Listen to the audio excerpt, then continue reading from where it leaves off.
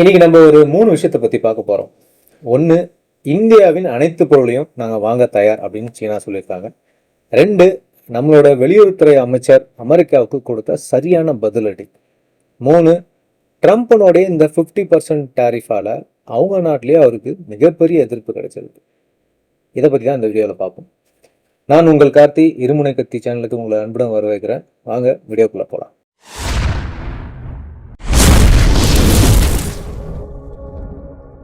சீனாவுக்கான இந்திய தூதர் ஜூ ஃபியாங் என்ன சொல்லியிருக்காருன்னா, சீன சந்தைக்குள்ள எல்லா இந்திய பொருட்களையும் நாங்கள் வரவேற்கிறோம் அப்படின்னு சொல்லியிருக்காரு.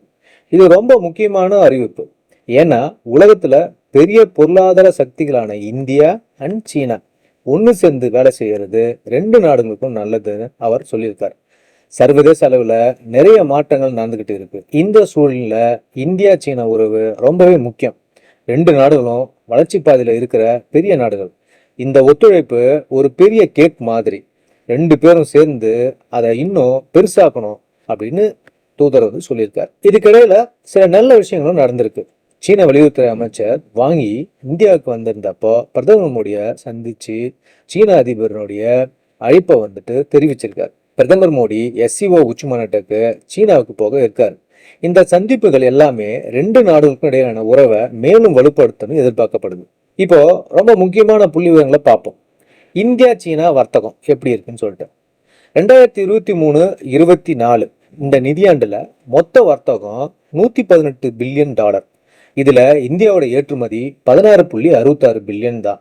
ஆனா சீனாவிலிருந்து இந்தியாவுக்கு வந்த இறக்குமதி 101.74 பில்லியன். இதனால நமக்கு ஏற்பட்ட வர்த்தக பற்றாக்குறை 85.08 பில்லியன். ரொம்ப பெரிய பற்றாக்குறை.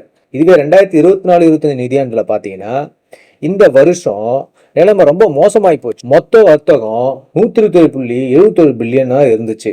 ஆனா நம்ம ஏற்றுமதி பண்ணது வெறும் 14.25 பில்லியன் தான். இறக்குமதி 113.46 பில்லியனா அதிகரிச்சிச்சு. இதனால ட்ரேட் டெபிசிட் நமக்கும் சைனாவுக்கும் ட்ரேட் டெபிசிட் 99.21 பில்லியனா அதிகரிச்சு போச்சு.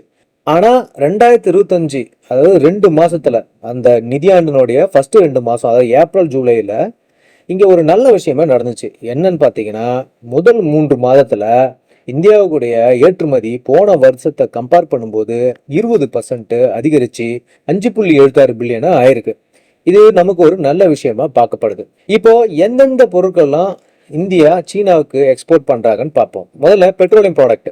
இந்த வருஷத்துல இதனுடைய ஏற்றுமதியை கிட்டத்தட்ட 2 மடங்கா அதிகரிச்சிருக்கோம். அடுத்தது பார்த்தீங்கன்னா எலக்ட்ரானிக்ஸ் பொருட்கள். இதனுடைய ஏற்றுமதி 3 மடங்குக்கு மேல அதிகரிச்சிருக்கு. அடுத்தது பார்த்தீங்கன்னா அக்ரிகல்ச்சர் ப்ராடக்ட்ஸ், அரிசி, ஆயில் சீட்ஸ், எண்ணெய் போன்ற எல்லா பொருட்களுடைய ஏற்றுமதியும் நல்லா வளர்ந்துருக்கு. அதுக்கப்புறம் முக்கியமாக பார்த்தீங்கன்னா கெமிக்கல்ஸ், இதுவும் 16.3% அதிகரிச்சிருக்கு. அப்புறம் வழக்கம் போல ஜெம்ஸ் அண்ட் ஜுவல்ஸ், இதனோட ஏற்றுமதி 72.7% அதிகரிச்சிருக்கு. இந்தியா எந்தெந்த துறையெல்லாம் தன்னுடைய ஏற்றுமதியை மேம்படுத்தி இந்த வர்த்தக பற்றாக்குறையை குறைக்கலாம் அப்படின்னு பார்த்தோம்னா, இந்தியா தரமான மதிப்புமிக்க பொருட்களை சீனாவுக்கு ஏற்றுமதி செய்யணும். அதுக்கு சில முக்கிய துறைகள் இருக்கு. கெமிக்கல் அண்ட் மெடிசன்ஸ், இந்த துறையில இந்தியாவுக்கு பெரிய பலம் இருக்கு. ஆனா சீனாவுல சில தடைகள் இருக்கு. இதெல்லாம் சரி பண்ணா பெரிய அளவுல ஏற்றுமதி செய்யலாம். அதுக்கடுத்து பாத்தீங்கன்னா மெஷினரிஸ் அண்ட் எலக்ட்ரானிக்ஸ். நம்ம சீனாவிலிருந்து இந்த பொருட்களை அதிகம் இறக்குமதி பண்ணாலும் நாமளும் சில எந்திரங்களையும் எலக்ட்ரானிக்ஸ் பாகங்களையும் நல்ல தரத்துல தயாரிக்க முடியும். இதை சீனாவுக்கு ஏற்றுமதி செய்யறது ஒரு நல்ல வாய்ப்பா பார்க்கப்படுது.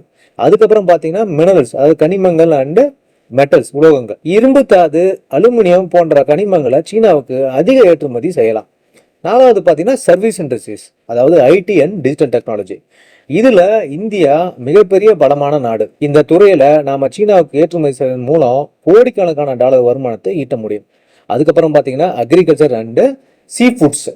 இந்த துறைகள்ல சமீபத்தில் நல்ல வளர்ச்சி இருந்தாலும் சில சமயம் சீன அதிகாரிகள் தரக்கட்டுப்பாடு, ஆவணங்கள் குறைபாடுன்னு சொல்லி சில பொருட்களை நிராகரிச்சுறாங்க. இந்த சிக்கல்களை சரி பண்ண ஒரு கூட்டுக்குழுவை அமைத்தால் ஏற்றுமதி இன்னும் அதிகமாகும். இப்படி நமக்கும் சீனாவுக்கும் இருக்கிற ட்ரேட் டெபிசிட்டை நம்மளால குறைக்க முடியும். ஸோ இதெல்லாம் ஒரு பக்கம் இருக்க, நம்மளுடைய செகண்ட் டாபிக் நம்ம போய் பார்க்கலாம். அமெரிக்காவுக்கு நம்மளுடைய வெளியுறவுத்துறை அமைச்சர் மிஸ்டர் ஜெய்சங்கர் அவர்கள் மிக மோசமான ஒரு கடுமையான பதிலடியை கொடுத்திருக்காங்க. அதாவது அவங்க என்ன சொல்றாங்கன்னா, ரஷ்யாவுடைய எண்ணெயை அதிகமா வாங்குறது நாங்க இல்ல, அது சீனா. இதைதான் நம்ம மேல அமெரிக்கா குற்றம் சாட்டிட்டு இருந்தது. அதுக்கப்புறம் எரிவாயு அதாவது எல்என்ஜியை அதிகமா வாங்குறது அதுவும் நாம கிடையாது, அது யூரோப்பியன் யூனியன் அப்படின்றதையும் அவர் ரொம்ப தெளிவா சொல்லிட்டார். அதாவது 2022க்கு அப்புறம் ரஷ்யாவோட அதிக வளர்ச்சி கண்ட நாடும் நாங்க இல்ல, தெற்குல சில நாடுகள் இருக்குன்னு நினைக்கிறேன் அப்படின்றத அவர் ரொம்ப தெளிவா சொல்லிட்டார். அப்புறம் ஒரு முக்கியமான விஷயத்தையும் அவர் சுட்டி காட்டினார். உலகத்துல எரிசக்தி சந்தைய நிலையா வச்சுக்கணும்னு சொல்லிட்டு அமெரிக்காவே கடந்த சில வருஷமா நம்ம கிட்ட பெட்ரோலியம் ப்ராடக்ட்ஸை வாங்கி வெளி சந்தையில அதாவது வேர்ல்டு மார்க்கெட்ல சேல் பண்ணுங்க, அதனால பிரைஸ் ஸ்டேபிள் ஆகும்னு சொல்லிட்டு இருந்தாங்க. இப்போ இதுல ஒரு வேடிக்கை என்னன்னா, நாங்க அமெரிக்கா கிட்ட இருந்தும் எண்ணெயை வாங்குறோம், அதுவும் இப்ப அதிகமாயிருக்கு. அதனால இப்போ நாங்க ரஷ்யா கிட்ட எண்ணெய் வாங்குறதுக்கு ஏன் இவ்வளவு எதிர்ப்புன்னு எங்களுக்கு புரியல அப்படின்னு அவர் சொல்லியிருக்காரு.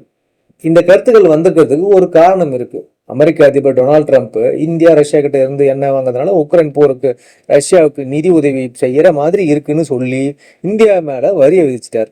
அமெரிக்காவுடைய இந்த நடவடிக்கைக்கு தான் நம்ம வெளியுறவுத்துறை அமைச்சர் இந்த மாதிரி ஒரு பதிலடியை கொடுத்திருக்கார். இந்த விஷயத்துல இருந்து என்ன தெரியுதுன்னா, உலக அரசியல் ரொம்ப சிக்கலானது. ஒவ்வொரு நாடும் தன்னுடைய நலனுக்காக எந்த மாதிரி முடிவுகள் வேணாலும் எடுக்கும். நாமளும் நமக்கு தேவையான எது நல்லதோ எது கெட்டதோ அதை பார்த்து தான் நம்ம முடிவு எடுப்போம் அப்படின்றத ஜெய்சங்கர் சார் ரொம்ப தெளிவாக சொல்லியிருக்கார். ஸோ இப்போ 2 டாபிக் பற்றி நம்ம பார்த்துட்டோம். இப்போ 3வது டாபிக், அடுத்த டாபிக் என்ன அப்படின்னா, இந்த பிரச்சனை ஒரு சைடு இருக்கும் பட்சத்தில் அமெரிக்காவில் ட்ரம்ப்புக்கு இந்த மாதிரி இந்தியா மீது 50% வரி விதிச்சதுனால மிகப்பெரிய எதிர்ப்பு கிளம்பியிருக்கு. ஐக்கிய நாடுகள் சபையின் முன்னாள் தூதரான நிக்கி ஹேலி என்ன சொல்லியிருக்காங்க அப்படின்னா, ட்ரம்பின் கொள்கை ஒரு ஸ்ட்ராட்டஜிக் டிசாஸ்டர் அப்படின்னு சொல்லியிருக்காங்க. நிக்கி ஹேலி என்ன சொல்றாங்கன்னா, இந்தியா ஒரு மதிப்புமிக்க ஜனநாயக மற்றும் சுதந்திரமான கூட்டாளியாக பார்க்கப்பட வேண்டும், சீனா மாதிரி ஒரு எதிரியாக பார்க்க கூடாது. ஆசியாவில் சீனாவோட ஆதிக்கத்துக்கு ஒரு பெரிய எதிராளி இந்தியா மட்டும்தான். அப்படி இருக்கும்போது 25 வருஷமா வளர்ந்த இந்த உறவை இமீடியட்டா அழிக்கிறது மிகப்பெரிய தவறு அப்படின்னு அவங்க கருத்து தெரிவிச்சிருக்காங்க. அவருடைய கருத்துக்கு பின்னாடி ஒரு பெரிய திட்டம் இருக்கு. குறுகிய காலத்துல சீனாவிடமிருந்து விநியோக சங்கிலியை பிரிக்க அமெரிக்காவுக்கு இந்தியா தேவை. நீண்ட காலத்துல சீனாவை கட்டுப்படுத்த அமெரிக்காவுக்கும் இந்தியா கண்டிப்பா தேவை. கேள்வி மேலும் என்ன சொல்லியிருக்காங்கன்னா, சீனாவின் அதிகார ஆசைகள் இந்தியாவின் சக்தி வளரும் போது சுருங்கும் அப்படின்னு சொல்லியிருக்காங்க.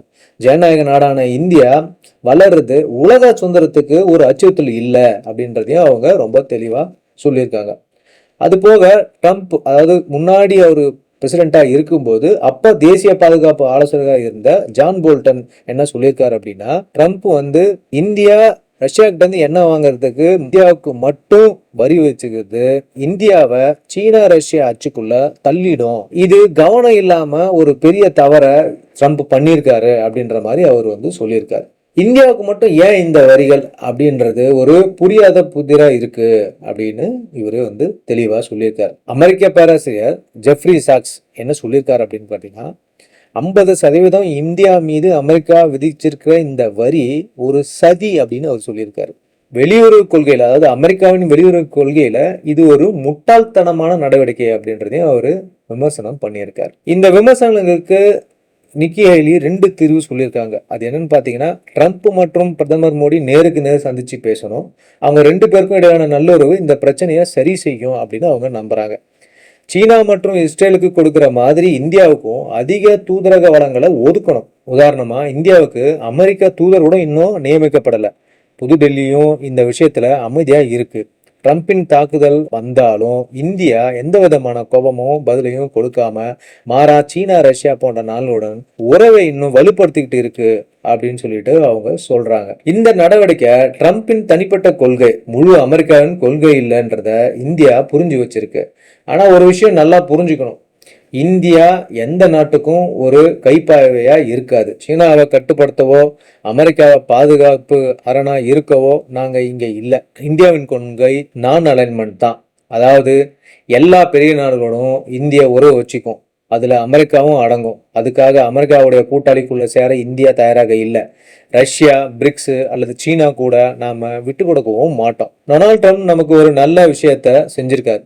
இந்த நடவடிக்கை அமெரிக்கா கடந்த காலத்துல இந்தியாவுக்கு கொடுத்த அழுத்தங்கள், பாகிஸ்தானுக்கு ஆயுதம் கொடுத்தது போன்ற கசப்பான அனுபவங்களை மீண்டும் ஞாபகப்படுத்தியிருக்கு. அந்த மோசமான அனுபவங்கள்ல இருந்து மீண்டு வர 25 வருஷம் நமக்கு ஆச்சு. ஆனால் ட்ரம்ப்புக்கு மீண்டும் நாம் நன்றி சொல்கிறோம். ஏன்னா நாம் மறுபடியும் முதல் நிலையிலேருந்து ஆரம்பிக்க போகிறோம். ஓகே நண்பர்களே, நான் இந்த வீடியோவில் 3 முக்கியமான விஷயங்களை பற்றி டேட்டாவோட உங்களுக்கு டிஸ்கஸ் பண்ணியிருக்கேன். கண்டிப்பாக இந்த வீடியோ இன்ஃபர்மேட்டிவாக இருக்கும் நான் நம்புகிறேன். நம்ம சேனலுக்கு சப்ஸ்கிரைப் பண்ணுங்கள், உங்கள் ஃப்ரெண்ட்ஸ்க்கெலாம் ஷேர் பண்ணுங்கள், பெல் ஐக்கானை கிளிக் பண்ணிக்கோங்க. அப்போ தான் நம்ம டெய்லி போடுற வீடியோஸோட அப்டேட்லாம் உங்களுக்கு வரும். கண்டிப்பாக கமெண்ட் பண்ணுங்கள் எந்த மாதிரியான வீடியோ போடணும் அப்படின்னு சொல்லிட்டு அதை நாங்கள் பண்ணுறோம். தேங்க்யூ, பாய்.